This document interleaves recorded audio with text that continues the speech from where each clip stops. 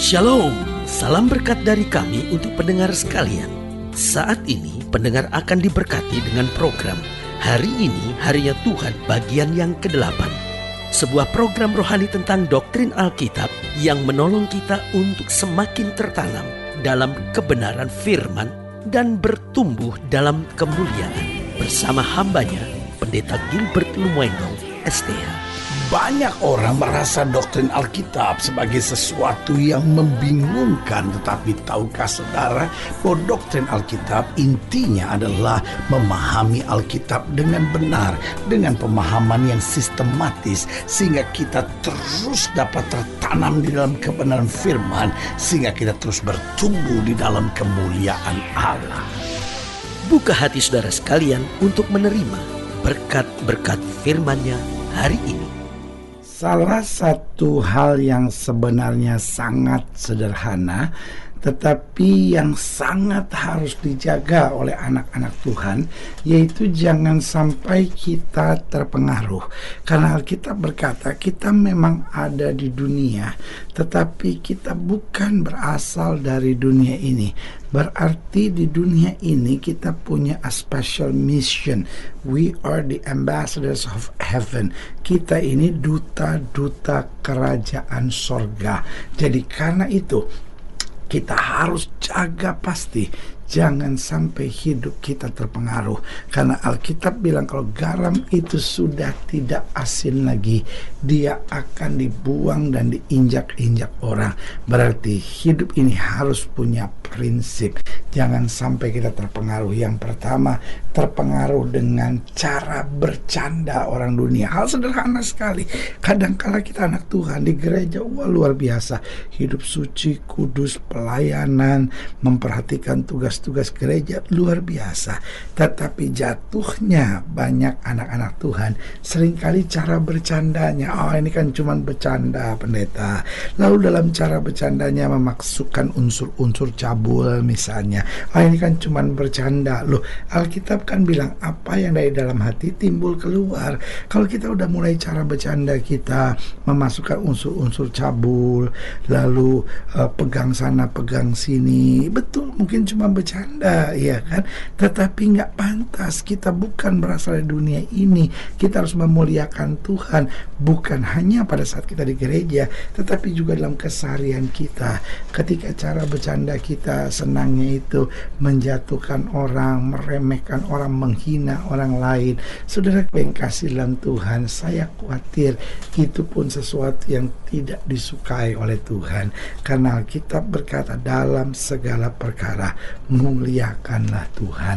Jangan sampai cara bercanda kita sama dengan orang dunia ini. Sebagai hamba Allah saya mau bilang itu sesuatu yang simpel.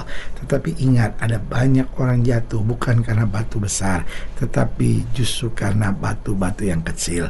Itu sebabnya mulai dari hal-hal yang kecil kita tidak boleh terpengaruh, iya kan? Bukan berarti kita tidak boleh bercanda, sangat boleh saudara-saudara. Tetapi jangan pakai cara bercanda yang membiarkan diri kita dipengaruhi oleh dunia ini. Artinya ada hal-hal cabul di dalamnya, ada hal-hal yang menyakitkan orang, ada hal-hal yang menghina, ada orang yang menghujat orang. Nah, ini yang harus kita jaga. Yang kedua, jangan sampai kita terpengaruh dengan emosi orang dunia, ya kan? Orang dunia menganggap bentak maki orang itu biasalah kalau memang orangnya salah.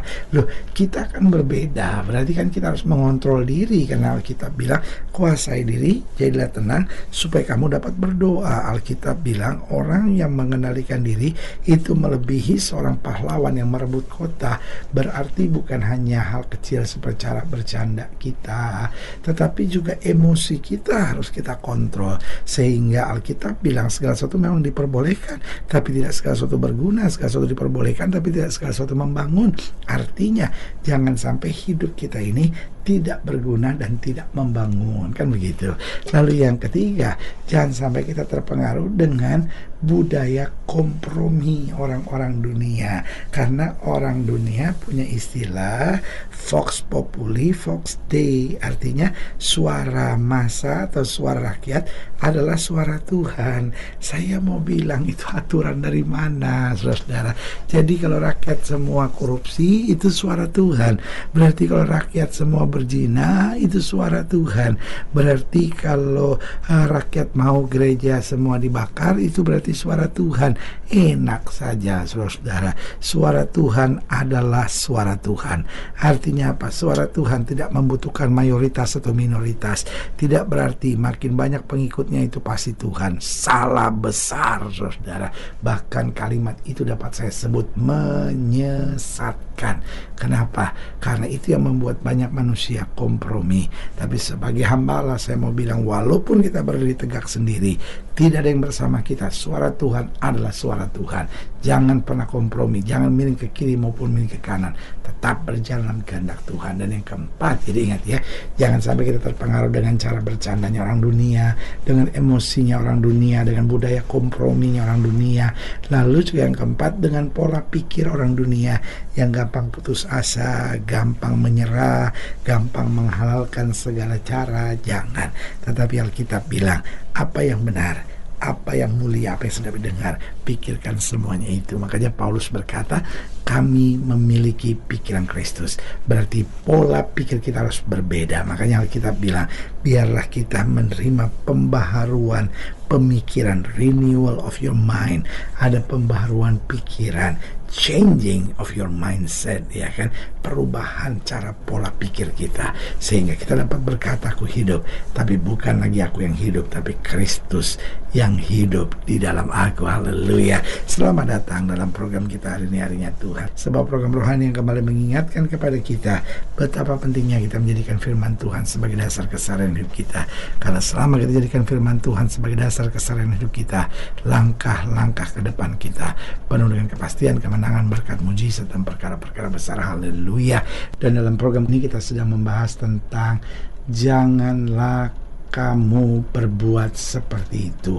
Artinya kita jangan terpengaruh, kita harus punya prinsip, kita harus berbeda dengan dunia ini. Haleluya. Nah, saudaraku yang kasih dalam Tuhan, dalam pembahasan tentang janganlah kamu berbuat seperti itu, kita mau sama-sama belajar dari Ulangan pasal 12, Ulangan pasal yang ke-12 ayat yang pertama, Ulangan 12 ayat pertama sampai ayat yang ke-7, Ulangan 12 ayat 1 sampai 7.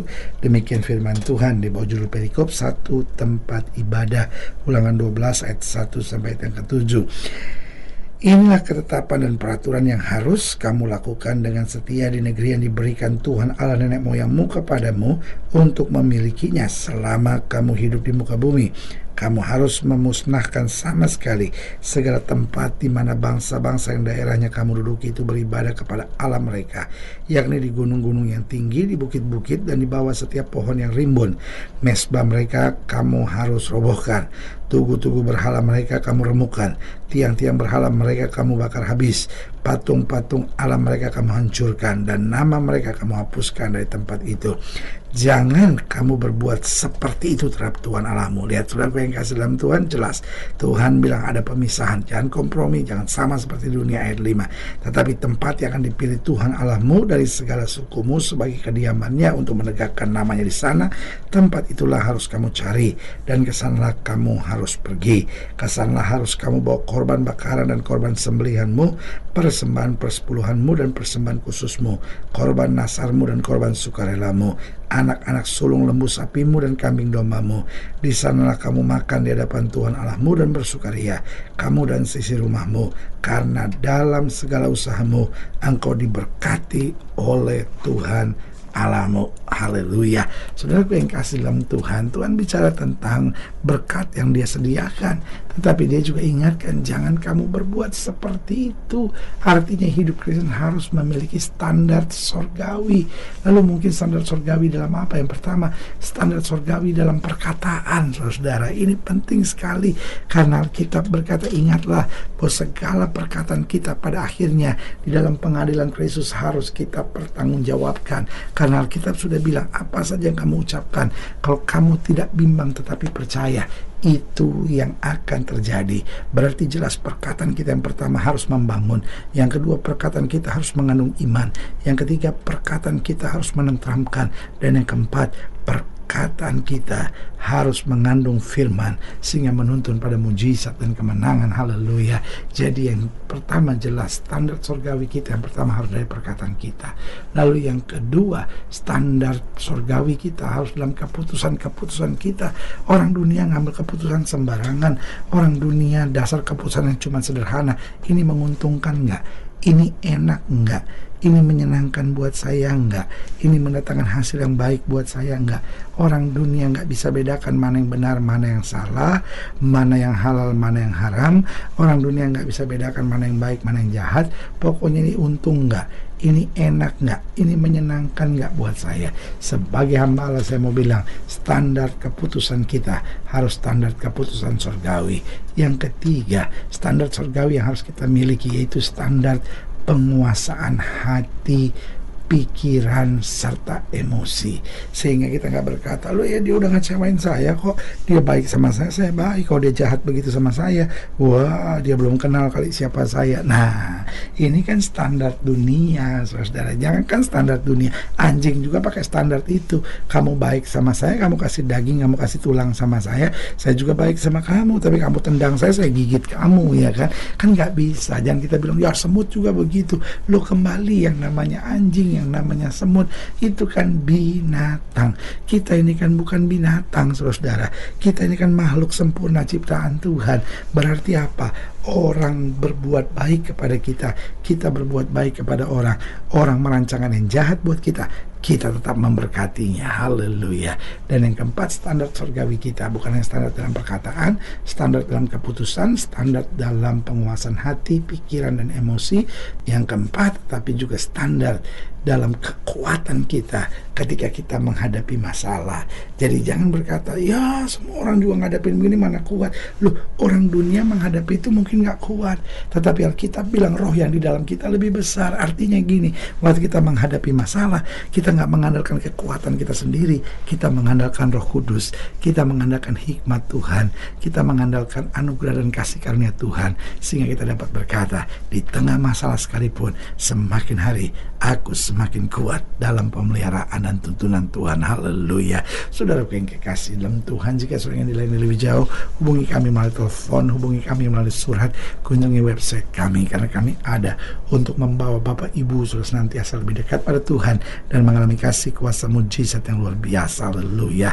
Secara khusus melalui program ini juga saya mau berdoa buat setiap saudara yang sakit, setiap saudara yang berbeban berat, karena saya percaya bahwa bagi Allah tidak ada perkara yang mustahil. Nah, saudara-saudara yang didoakan secara khusus, boleh taruh tangan kanan saudara di dada dan kita akan berdoa. Mari kita berdoa.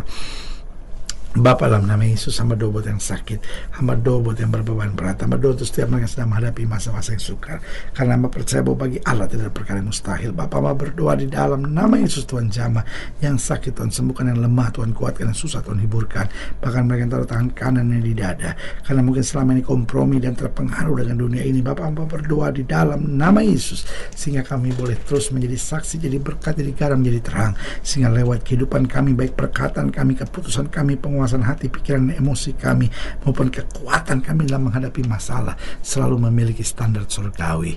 Di dalam nama Yesus kami berdoa. Haleluya. Amin. Saudaraku yang kasih dalam Tuhan, kita sudah berdoa. Ingat, Allah tidak pernah lalai menepati janjinya. Ini saatnya buat kita untuk bangkit, bersemangat, bersuka cita dalam menghadapi segala perkara, karena kita tahu Yesus hidup, Yesus berkuasa, dan selalu melakukan yang terbaik buat anak-anaknya. Doa saya menyertai saudara. Sampai berjumpa pada program berikut, dan jangan lupa, jadikan hari ini harinya Tuhan. Haleluya. Haleluya.